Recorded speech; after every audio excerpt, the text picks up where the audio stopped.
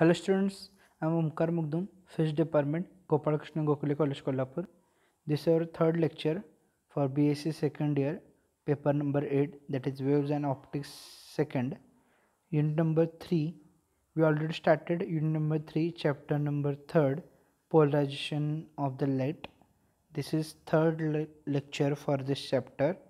In previous lecture, we have covered a point called Introduction, then idea of polarization and polarization by double refraction,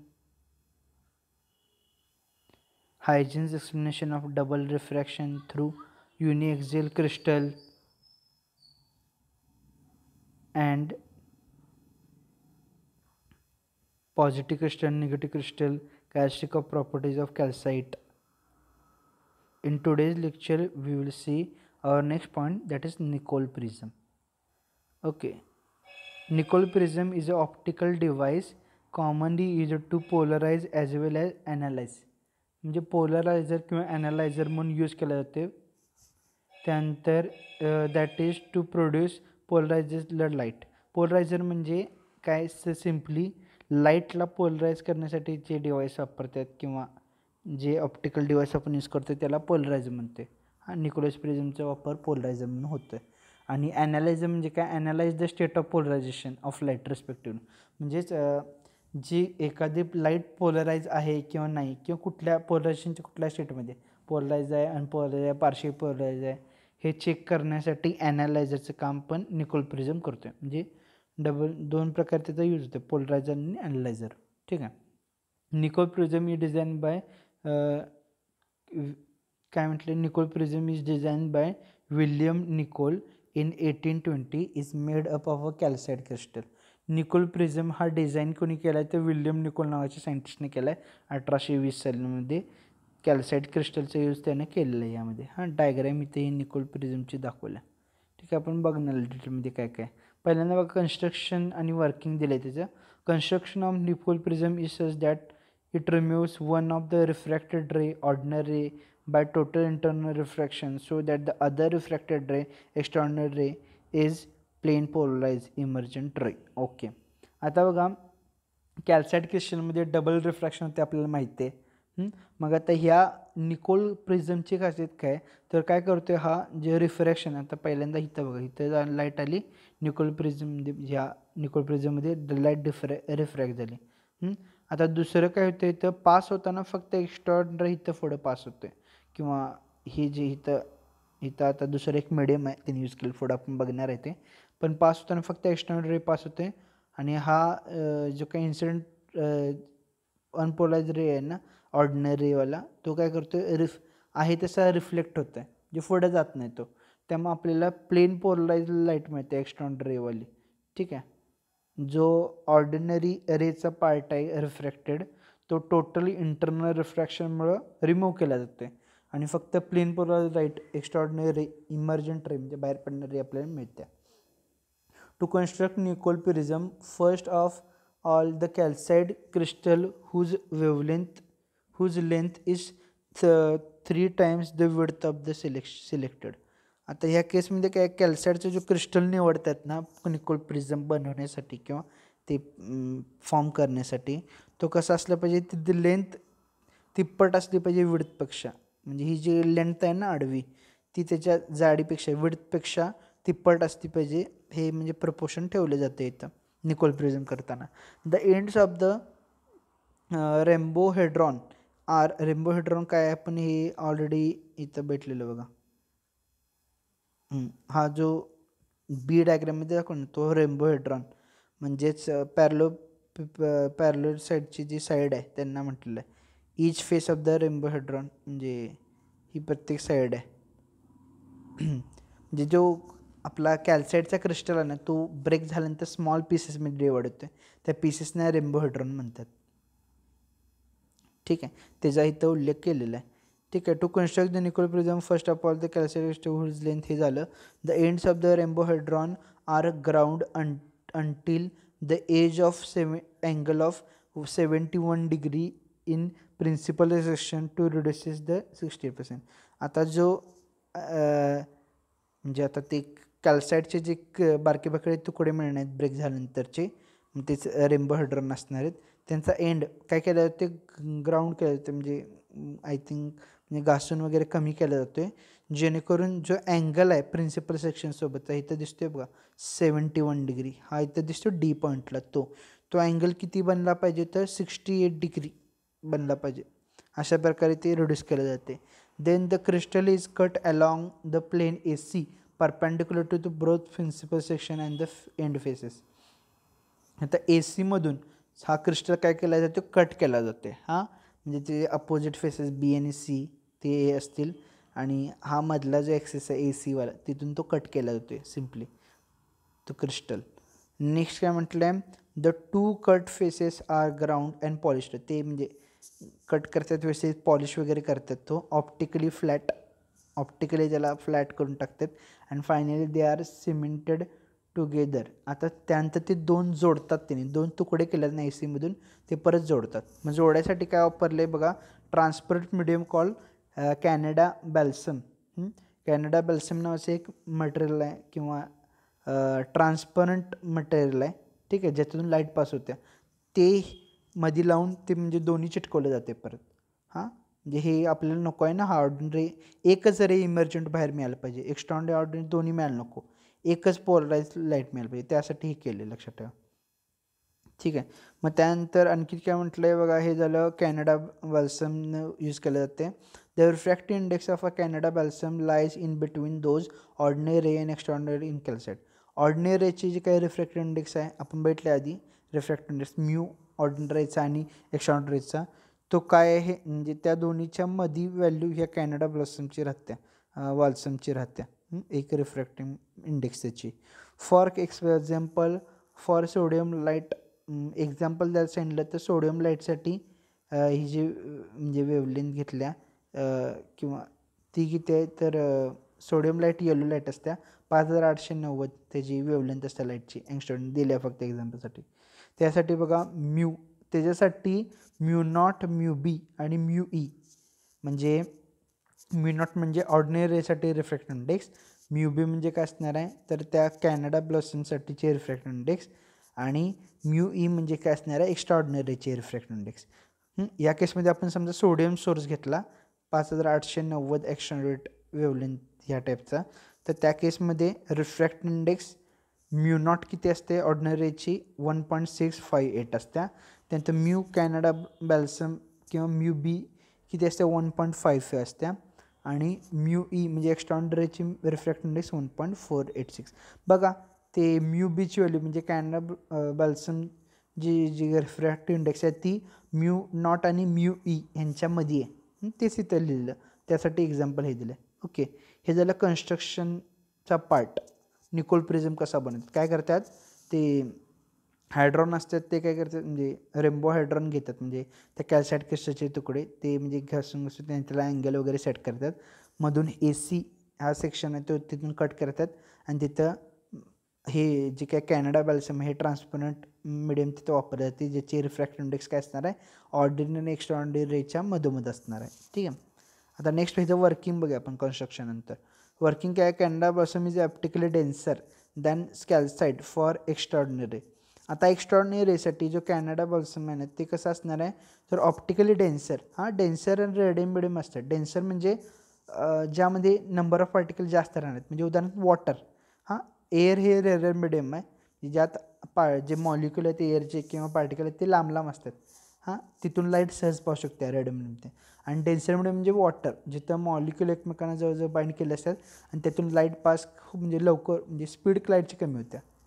आता या केसमध्ये Canada बॅल्सम कसं आहे optically denser आहे, than calcite for extra ordinary जो कॅल्साईटमध्ये बाहेर पडणार त्यासाठी त्या दृष्टीने हा कॅनडा बॅल्सम काय डेन्सर आहे, त्यामुळे त्याची refractive index mu B is greater than mu E हे यावरून म्हणता येते. And for ordinary balsam is layer, आणि ऑर्डिनरी बॅल्समसाठी म्हणजे ऑर्डिनरी रेसाठी ही बॅल्सम जे काय कॅनडा बॅल्सम हे कसं आहे रेअर मिडियम आहे, लेस डेन्स आहे दॅन कॅल्साईट, त्यामुळं mu B is less than mu naught. म्हणजे ऑर्डिनरीसाठी mu B is greater than mu, आणि हे एक्स्ट्रा ऑर्डिनरी जर झालं, आणि ऑर्डिनरी रेसाठी mu B is less than mu naught. अशा प्रकारे रिलेशन आहे. The unpolarised light incident on the Nicol prism undergoes double refraction. आता काय होते, जी अनपोलराइज लाईट म्हणजे ह्या प्रिझमवरून पडणार आहे, इथून आल्या बघा इन्सिडेंट अनपोलराइज, ती होते डबल रिफ्रॅक्ट होतं बघा. इथं डबल रिफ्रॅक्शन म्हणजे एकदा इथून रिफ्रॅक्ट झाली, इकडे दोन ह्याच्यात डिवाईड झाली, म्हणजे डबल रिफ्रॅक्ट होते तिथं. ठीक आहे. आणखीन काय म्हटलं, double refracted that is split into ordinary and extraordinary. Diagram दिसते आपल्याला, ऑर्डिनरी आणि एक्स्ट्रॉर्डिनरीमध्ये त्या स्प्लिट होतात. For ordinary calcite is denser medium than balsam and hence therefore large angle of incidence on the surface of balsam. आता इथं काय होते बघा, ऑर्डिनरीसाठी कॅल्साइट हा काय एक प्रकारे म्हणजे डेन्सर मिडियम होणार आहे, त्यामुळं दॅन बाल्सम, त्यामुळे hence the internal large angle of incidence on the surface of the balsam. बघा इथं डायग्राममध्ये कळते बघा, हा ऑर्डिनरी हाचा इन्सिडन्सचा अँगल आहे. आता एक्स्ट्रॉर्डिनरी तरी स्ट्रेटच गेला आहे, काही प्रॉब्लेम नाही, पण ऑर्डिनरी बघा हे लार्ज अँगल म्हणजे जास्त रिफ्रॅक्ट झाला आहे तो, आणि म्हणजे हा अँगल जास्त मिळतो ह्या केसमध्ये, ते म्हटलं तिथं फक्त.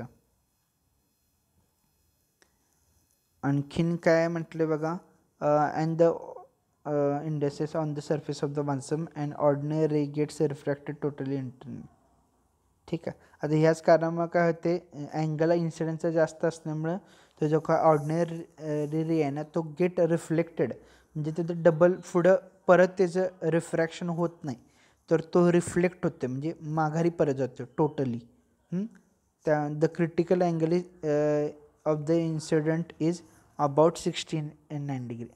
रिफ्रॅक्शन व्हायला पर्टिक्युलर ठराविक अँगललाच म्हणजे इन्सिडेंट रे जावा लागतो. मग इथला जो इन्सिडेंटचा अँगल आहे तो 69 डिग्री आहे, म्हणजे तो फार जास्त असल्यामुळे काय प्रॉब्लेम होणार आहे, तर जे काय लाईटचं रिफ्रॅक्शन होणारच नाही ऑर्डिनरीचं, तर टोटली इंटरनल काय होणार त्याचं रिफ्लेक्शन होणार, त्यानंतर त्यामध्ये ते माघारी परत येते. ठीक आहे. However the extraordinary is a refracted into the balsam. पण एक्स्ट्रॉर्डिनरीला तसं नाही, एक्स्ट्रॉर्डिनरीचे साठी ते डेन्सर मिडियम म्हणजे काम होते, त्यामुळे ते पास होणार त्यातून आहे तसं. And then into the calcite, आणि आहे तसं कॅल्साईट म्हणजे हे असं आहे ना, म्हणजे इकडं एक हे असं मध्ये भाग आहे बरोबर, म्हणजे हे मध्ये बाल्सम आहे, इथून रे आल्यात, एक एक्स्ट्रॉर्डिनरी ह्यातून पास होतो आहे, ह्याच्यासाठी ते डेन्सर मिडियम म्हणून काम करते वगैरे पास होते, आणि जो ऑर्डिनरी आहे तो जास्त अँगलने इन्सिडेंट होतो यावर, त्यामुळे तो आहे तसा रिफ्लेक्ट होते माघारी, हे सांगायचं आहे ते लक्षात ठेवा. ओके. आणखीन पुढं काय म्हटलं बघा, calcite shown in figure. Okay. Thus the ordinary is removed by the emergent beam and which is only extraordinary. त्यामुळे बाहेर पडणारा जो इमर्जंट रे आहे तो फक्त कुठला असणार आहे, तर एक्स्ट्रॉर्डिनरी रे असणार. डायग्राममध्ये दिसते बघा, हे ऑर्डिनरी काय आला, इथून आला, इकडून इकडे रिफ्लेक्ट झाला, तो आपल्याला बाहेर मिळणार नाही, तर आतल्या बाजूला रिफ्लेक्ट होणार. आणि एक्स्ट्रॉर्डिनरी फक्त काय होणार आपल्याला, इमर्जंट रे म्हणजे बाहेर पडणारा रे म्हणून आपल्याला फायनल प्रोडक्ट मिळणार आहे. आणि अशा प्रकारे आपला म्हणजे प्लेन पोलराइज लाईट मिळणार आहे. म्हणजे पोलरायझरचं काम केलं त्यानं. अनपोलराइज लाईट होती इन्सिडेंटची, त्याला पोलराइज करण्याचं काम त्याने इथं केलं. ठीक आहे, ते इथं म्हटलेलं आहे बघा. The ordinary suffering reflection at a balsam layer are absorb by the blackened surface of the Nicol prism. आणि जे रिफ्लेक्ट झाले ना लाईट, ते कुठं जाते तर ॲब्सॉर्ब केले जाते. निकोल प्रिझममध्ये ब्लॅकन सरफेस म्हणजे ब्लॅक केलेला सरफेस असतो, तो ती ॲब्सॉर्ब करून टाकते रिफ्लेक्ट झालेली ऑर्डिनरी. ठीक आहे. Since ordinary and extraordinary are both polarise in mutual perpendicular planes, we see that the emergent extraordinary is plane polarized with the plane of the polarization parallel to the principal section of calcite.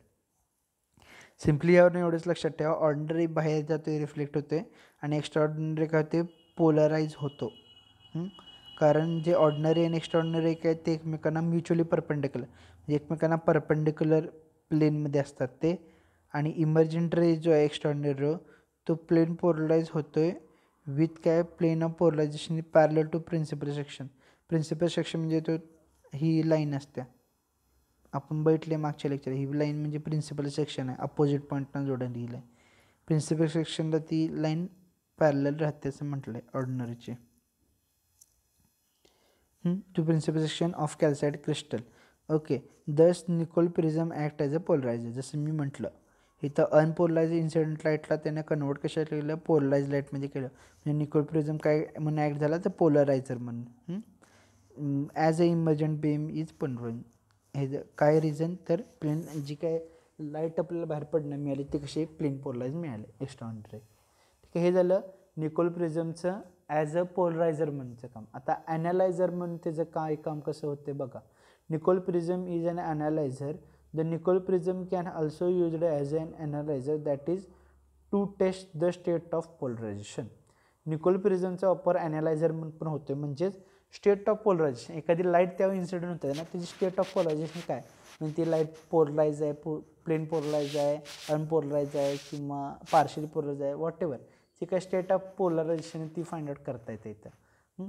First Nicol prism P is used to use obtain a polarise light. म्हणजे तर इथं दोन Nicole prism use होतात. पहिल्यांदा तरी म्हणजे त्या diagram दिसू शकते बघा, दोन आहेत ते. पहिल्या निकोल प्रिझम पास झाल्यानंतर आपल्याला प्लेन पोलराइज लाईट म्हणजे एक्स्ट्राऑर्डिनरी बाहेर पडणार त्यातून.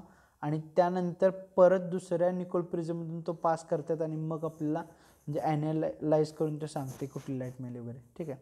First a Nicol prism P is use to obtain a polarise light. म्हणजे पहिला जो निकोल प्रिझम आहे पी नाव दिलं आहे त्याला, इथं डायग्राममध्ये बघा NP तो कशासाठी काम करणार तर पोलराइज लाईट आपल्याला मिळवून देणार.